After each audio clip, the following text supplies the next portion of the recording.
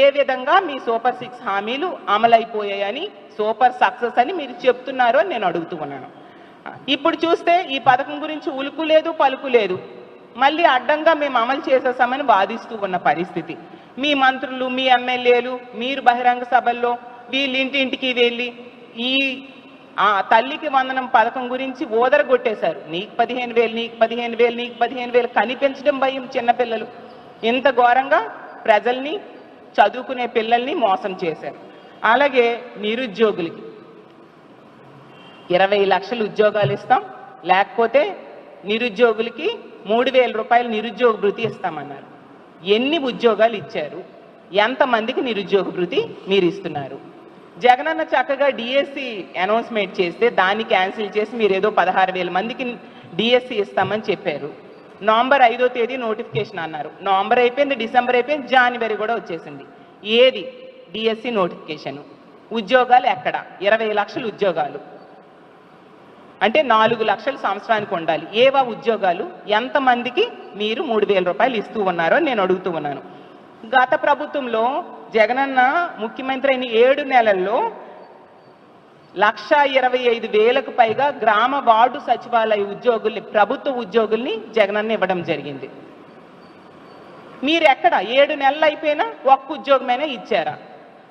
ఆ పైన జగన్మోహన్ రెడ్డి గారు 2,60,000 మంది వాలంటీర్లకి ఒక భృతి ఇచ్చి 5,000 రూపాయలతో వాళ్ళకి ఉపాధి కల్పిస్తే ఈరోజు వాళ్ళందరికీ ఉపాధి లేకుండా చేశారు. ఎన్నికల టైంలో చిచిచి 5,000 ఎందుకు, 10,000 ఇస్తాం మేమనేసి ఆ వాలంటీర్స్ అందరికీ మభ్యపెట్టి ఈరోజు కనీసం 10 రూపాయలు కూడా వాళ్ళకి ఇవ్వకుండా, కనీసం ఉద్యోగాలు కూడా లేకుండా చేసి వాళ్ళు రోడ్డును పడేట్టుగా ఈ కూటమి ప్రభుత్వం ప్రవర్తిస్తూ ఉన్న పరిస్థితి ఈ రాష్ట్ర ప్రజలందరూ కూడా గమనిస్తూ ఉన్నారు.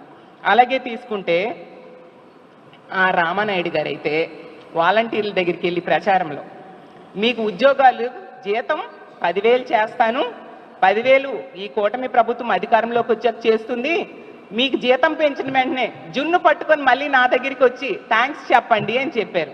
రామానాయుడు గారు నేను ఒకటే అడుగుతూ ఉన్నాను, ఈ జున్ని పట్టుకొని ఈ వాలంటీర్స్ ఎవరికి ఇమ్మంటారు? వాళ్ళు ఉద్యోగాలు పోయినందుకు జున్ను ఇమ్మంటారా రామానాయుడు గారు అని నేను అడుగుతూ ఉన్నాను.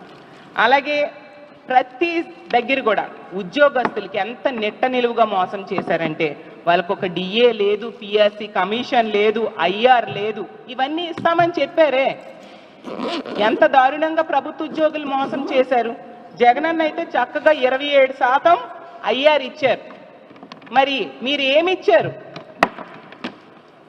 అన్నీ కూడా కబుర్లు చెప్పి వాళ్ళను కూడా మభ్యపెట్టి ఓట్లు వేయించుకున్నారు కదా. ఇప్పుడు ఇవేవి వాళ్ళకి లేకుండా చేసిన పరిస్థితి మీరు కల్పించారు కదా. ఈరోజు ఉద్యోగుల పరిస్థితి ఎంత దారుణంగా ఉందంటే ఈ తెలుగుదేశం పార్టీ నాయకులు వాళ్ళని కొడుతున్నారు, తిడుతున్నారు, ఉద్యోగుల్ని కేసులు పెడుతున్నారు.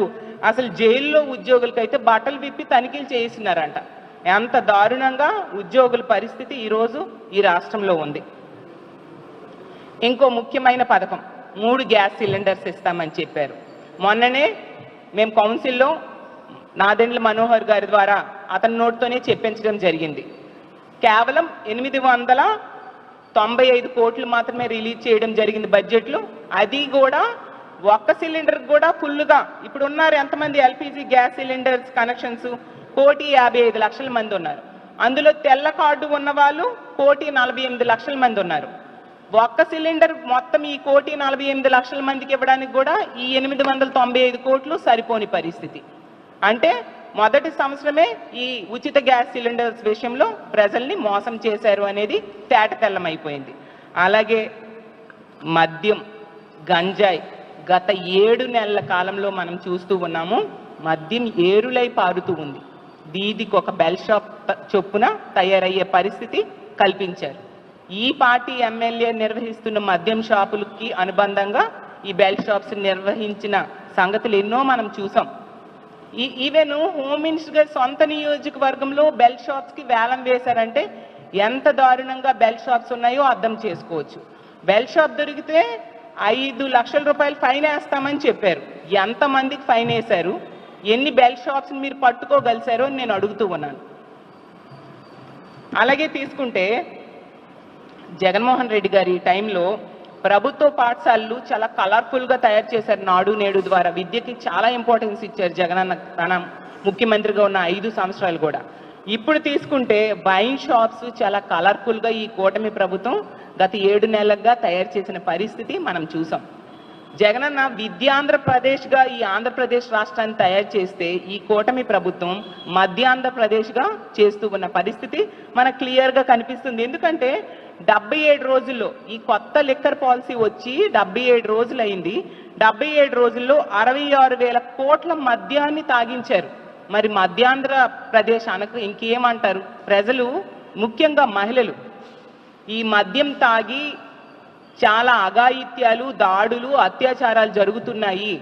నిజంగా ఈ కూటమి ప్రభుత్వం అధికారంలోకి వచ్చాక ఈ రాష్ట్రం మధ్యాంధ్రప్రదేశ్గా మారిపోయిందని ఎంతగానో బాధపడే పరిస్థితిని తీసుకొచ్చారు. అసలు ఈ రాష్ట్రాన్ని, పేద ప్రజల జీవితాల్ని ఏం చేద్దాం అనుకుంటున్నారు మీరు అని చెప్పాల్సిందిగా అడుగుతూ ఉన్నాను. తీసుకుంటే 28,40,000 కేసులు బీర్ల అమ్మకాలు జరిగాయి. అలాగే 87,82,000 కేసుల లిక్కర్ అమ్మకాలు జరిగాయి. ఎంత ఘోరంగా బెల్ షాప్స్ పెట్టి మద్యం ఏరులై పారించేట్టుగా ఈరోజు ఈ కూటమి ప్రభుత్వం మద్యం పాలసీని అమలు చేస్తూ ఉన్న పరిస్థితి. అసలు పల్లెల్లో ఏటీఎంలు ఉండవు చాలా దగ్గరలో, కానీ ప్రతి పల్లెలో కూడా మద్యంలో ఏటీఎంలు, అంటే ఎనీ టైం మద్యం దొరికే పరిస్థితిని ఈ కూటమి ప్రభుత్వం ఈరోజు కల్పించింది. 2023 డిసెంబర్లో, అంటే జగనన్న ముఖ్యమంత్రిగా ఉన్న టైంలో 25,83,530 కేసుల మద్యం అమ్మకాలు జరిగాయి. అలాగే బీర్లు తీసుకుంటే 6,40,370 కేసుల అమ్మకాలు జరిగాయి. ఈ ఏడాది డిసెంబర్లో 30,46,362 కేసులు లిక్కర్ అమ్మకాలు జరిగాయి. అంటే లిక్కర్లో 4,62,832 కేసులు అమ్మకాలు పెరుగుదల మనం చూసాం. అలాగే బీర్లు తీసుకుంటే 9,11,815 కేసులు బీర్ల అమ్మకాలు ఈ ఏడాది జరిగింది. గత ఏడాది డిసెంబర్లో 6,40,370 కేసులు. అంటే ఆ సంవత్సరంకి ఈ సంవత్సరంకి మద్యం కానీ అలాగే బీర్లు కానీ అమ్మకాల్లో ఎంత తేడా ఉంది, ఎంత ఎక్కువ మద్యం వరదలా పారుతుంది అనేది ఈ రాష్ట్ర ప్రజలు గమనించాల్సిందిగా కోరుతున్నాను. అలాగే తీసుకుంటే జగన్మోహన్ రెడ్డి గారి పాలన కంటే ఈ చంద్రబాబు నాయుడు గారి పాలనలో 18% లిక్కర్ అమ్మకాలు పెరిగాయి, 40% బీర్ల అమ్మకాలు పెరిగాయి. ఈ విధంగా మద్యం ఏరులై పారుతూ ఉంటే, మద్యం అవైలబిలిటీ ఎంత ఎక్కువ ఉంటే మరి ఈ మద్యం మత్తుకి బానిసయి మహిళల మీద అత్యాచారాలు జరగవా, హత్యలు జరగవా, దాడులు జరగవా? అసలు చూడండి, పాలకొండలో మన విద్యుత్ తీగల మీద ఒక మనిషి ఎక్కి ఎలాంటి వీరాంగం సృష్టించాడు. మద్యం మత్తులో తండ్రి కొడుకులు కొట్టుకుంటున్నారు. ఎంత దారుణమైన సంఘటనలు! రోజుకొక అత్యాచారం, రోజుకొక హత్య మహిళల మీద జరుగుతూ ఉంది. అలాగే గంజాయి, ఎంత విచ్చలవిడిగా గంజాయి దొరుకుతుందో ఈ రాష్ట్రంలో మనం చూస్తూ ఉన్నాము. ఎంత ఘోరంగా గంజాయి సాగు జరుగుతుంది. కానీ ఈ ప్రభుత్వం నిమ్మకు నీరెత్తినట్టుగా ఉంది. హోమ్ మినిస్టర్ గారు చెప్పారు, ఈ ప్రభుత్వం అధికారంలోకి వచ్చింది కూటమి ప్రభుత్వం 100 రోజుల్లో గంజాయిని రూపుమాపుతామని. ఇప్పుడు 7 నెలలు అయిపోయింది, ఎక్కడ రూపుమాపారు?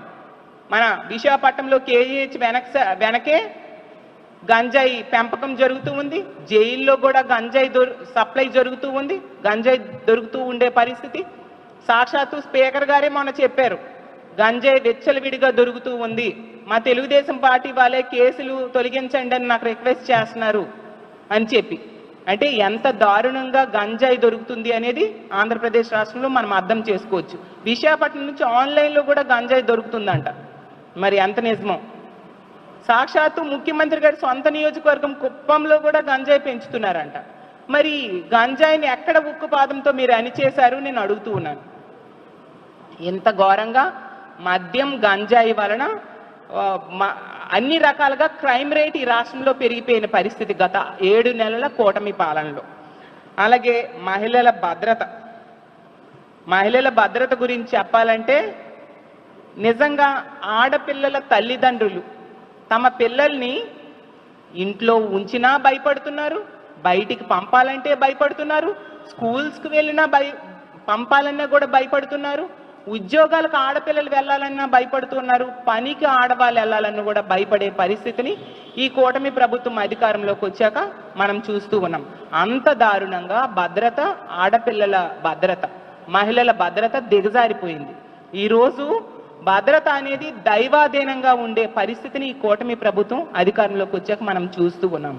మనం చూసాం ఎంత నిర్లక్ష్య ధోరణితో ఈ ప్రభుత్వం మహిళల భద్రత విషయంలో వ్యవహరిస్తుంది అనేసి. ఎన్ని సంఘటనలు, రోజుకొక సంఘటన.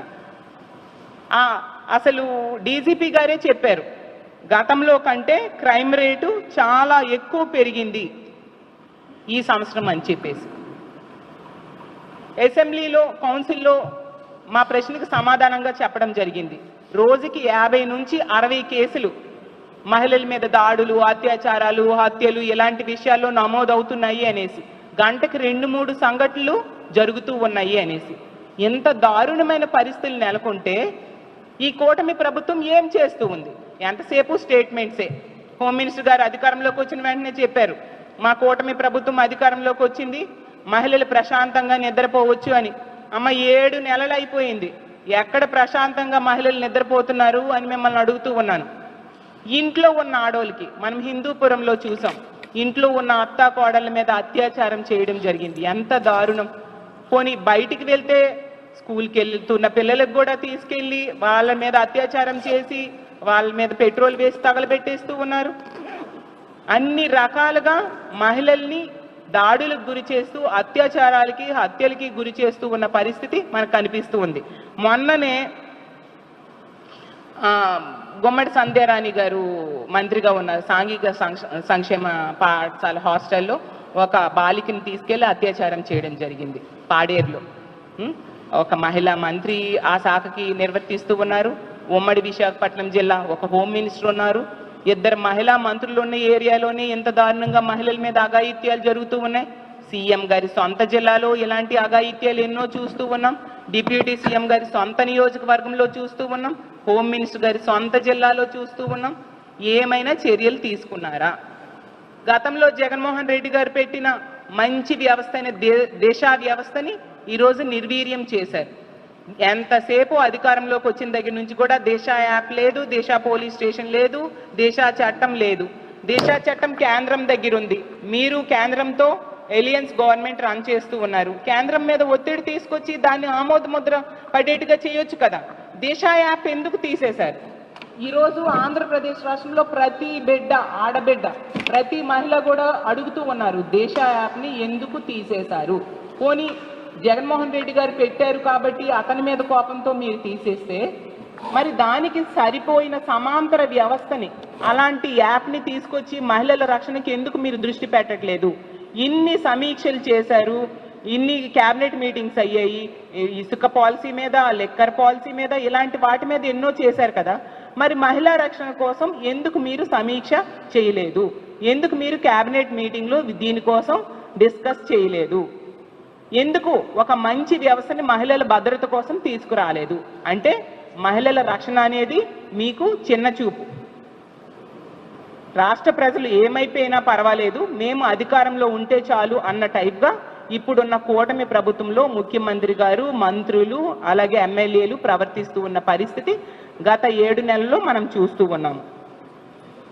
అసలు ఇన్ని దారుణాలు, ఇన్ని సంఘటనలు జరుగుతూ ఉంటే ఆంధ్ర రాష్ట్రంలో ఉన్న మహిళలందరూ కూడా వణికిపోయే పరిస్థితిని ఈ కూటమి ప్రభుత్వం అధికారంలోకి వచ్చి మనకు కనిపిస్తూ ఉంది.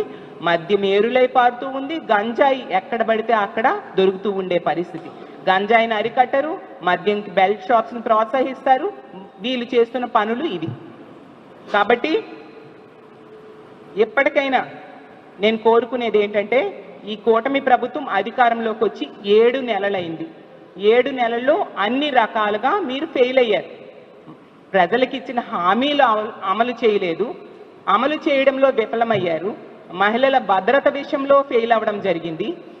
కాబట్టి ఎప్పటికైనా కొత్త సంవత్సరంలో అడుగుపెట్టాం. ప్రజలు ఎన్నో ఆశలతో ఎదురు చూస్తూ ఉన్నారు. మీరు ఏదో చేస్తారని నమ్మకంతో మీకు ఓట్లేశారు. గతంలో జగన్మోహన్ రెడ్డి గారు 2,70,000 కోట్ల రూపాయలు డీబీటీ పద్ధతిలో ప్రజలకు అందివ్వడం జరిగింది. అంతకంటే మీరు ఎక్కువ ఇస్తామని చెప్తే ప్రజలు మీరేదో మేలు చేస్తారని నమ్మి ఓట్లేశారు. ఎప్పటికైనా ఈ కొత్త సంవత్సరంలో అయినా, ఈ నెల నుంచి అయినా మీరు ఇచ్చిన హామీలన్నీ అమలు చేయాల్సిందిగా మా వైఎస్ఆర్ కాంగ్రెస్ పార్టీ తరఫున మేము డిమాండ్ చేస్తూ ఉన్నాము. లేకపోతే ప్రజల తరఫున పోరాటాలు చేయడానికి మేము సిద్ధంగా ఉంటామని తెలియజేస్తూ ఉన్నాను. అలాగే చంద్రబాబు నాయుడు గారు దుర్గగుడికి నేను వెళ్ళారట. సీఎం గారు ఏం కోరుకున్నారో నాకు తెలియదు, కానీ ఆ అమ్మవారికి నేను ఒకటే విన్నవించుకుంటూ ఉన్నాను. అమ్మ, చంద్రబాబు నాయుడు గారికి ఈ హామీలన్నీ అమలు చేసేట్టుగా, అలాగే మహిళల రక్షణ కోసం ప్రయత్నం చేసేట్టుగా మంచి బుద్ధిని ప్రసాదించు తల్లి అని ఆ దుర్గాదేవి అమ్మవారిని నేను కోరుకుంటూ, అలాగే ఈ పథకాలని ఖచ్చితంగా ఈ ప్రభుత్వం అమలు చేయాలని డిమాండ్ చేస్తూ సెలవు తీసుకుంటాను.